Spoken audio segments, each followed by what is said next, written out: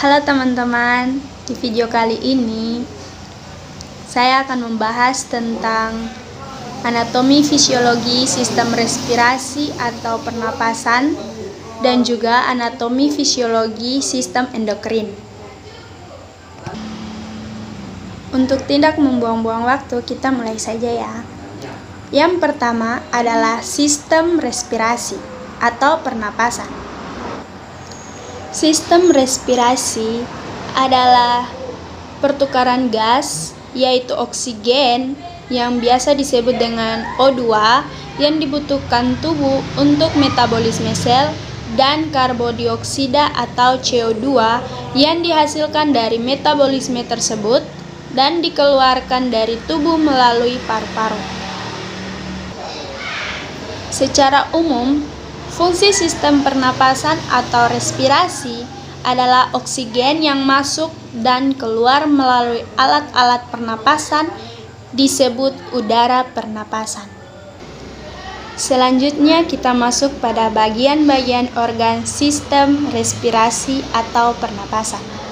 Yang pertama adalah hidung. Hidung terdiri dari eksternal dan internal. Eksternal itu menonjol dari wajah dan disenggah oleh tulang hidung dan kartilago. Sedangkan internal adalah rongga berlorong yang dipisahkan menjadi rongga hidung kanan dan kiri oleh pembagi vertikal yang sempit yang disebut septum. Masing-masing rongga hidung dibagi menjadi 3 saluran oleh penonjolan turbinasi atau konka dari dinding lateral. Rongga hidung dilapisi dengan membran mukosa yang sangat banyak mengandung verkular yang disebut mukosa hidung. Lendir disekresi secara terus-menerus oleh sel-sel goblet yang melapisi permukaan mukosa hidung dan bergerak ke belakang ke nasofaring oleh gerakan silia.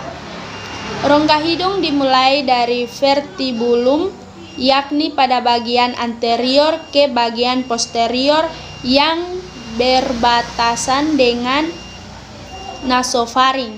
Rongga hidung terbagi atas 2 bagian, yakni secara longitudinal oleh septum hidung dan secara transversal oleh konka superior, medialis, dan inferior. Fungsi hidung. Hidung berfungsi sebagai saluran untuk udara mengalir dan dari paru-paru.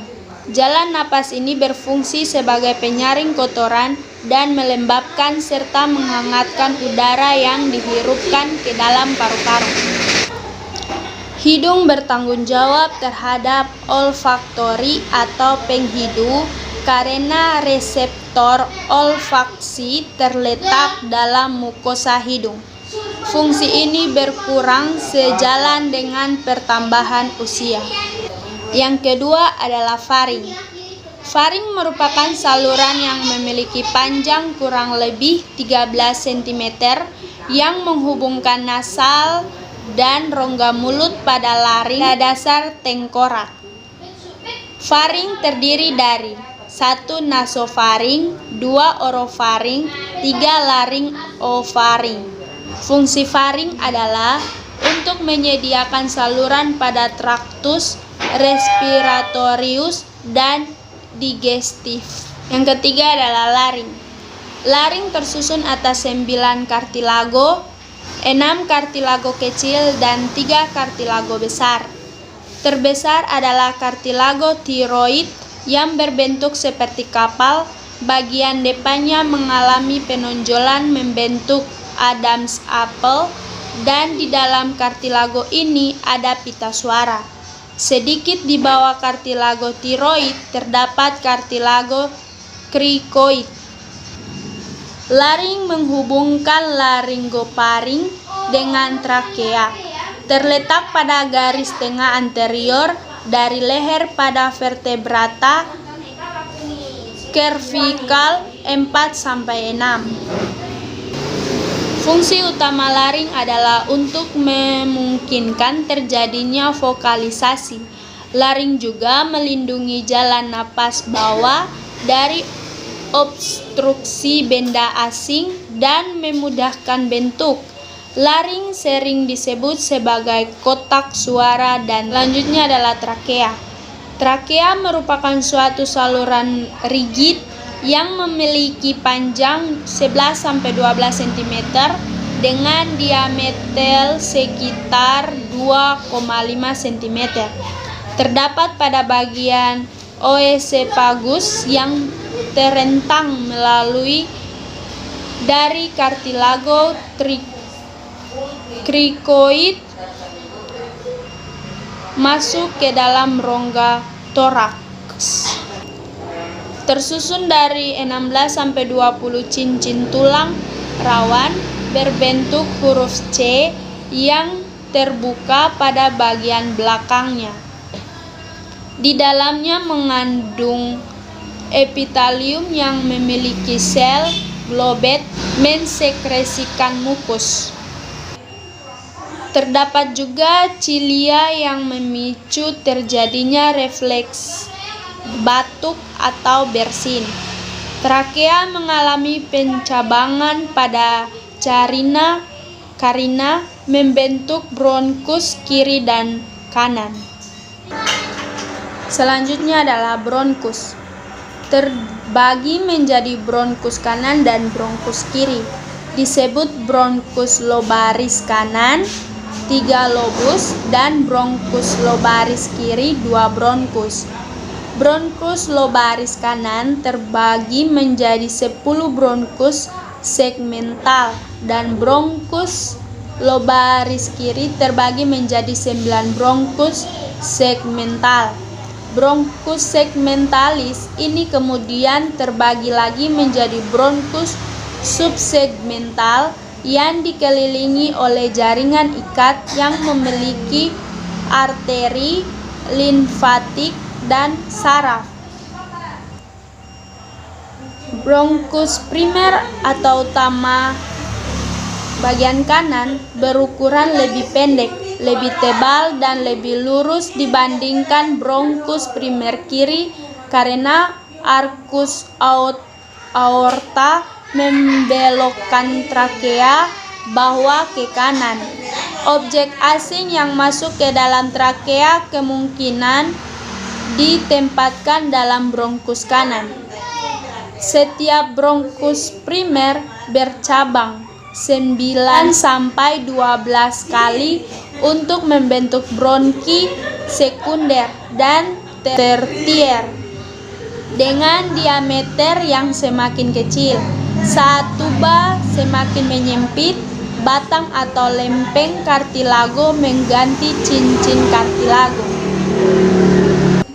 Selanjutnya adalah alveoli.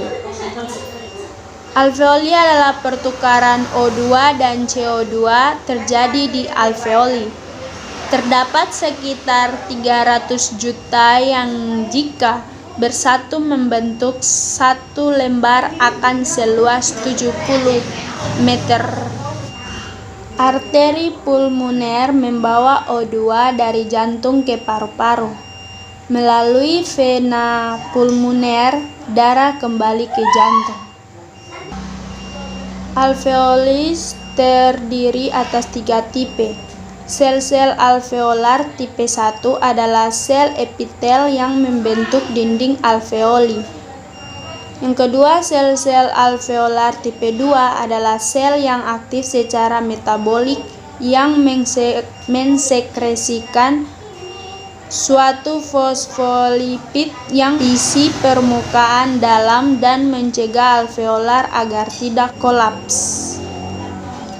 3. Sel-sel alveolar tipe 3 adalah makrofag yang merupakan sel-sel fagotosis yang bekerja sebagai mekanisme pertahanan. Dinding alveoli adalah O2 dan CO2 berdifusi melalui membran respirasi. Selanjutnya adalah paru-paru. Paru-paru adalah organ berbentuk piramid seperti spons yang berisi udara terletak dalam rongga toraks. Paru-paru kanan memiliki 3 lobus, paru-paru kiri memiliki 2 lobus. Setiap paru-paru memiliki sebuah apeks yang mencapai bagian atas iga pertama. Sebuah permukaan diafragma bagian dasar terletak di atas diafragma.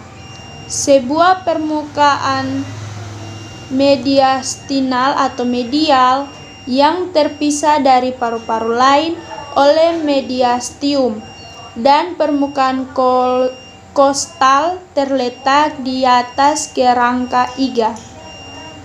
Permukaan mediastinal memiliki hilus atau akar, tempat masuk dan keluarnya pembuluh darah, bronki, pulmonari, dan bronkial dari paru-paru. Setiap paru-paru dilindungi oleh selaput membran yang disebut pleura, pleura visceral dan parietal. Pleura visceral adalah yang menyelubungi setiap paru-paru, sedangkan pleura parietal adalah yang melapisi rongga toraks atau kerangka iga, diafragma, dan mediastinum.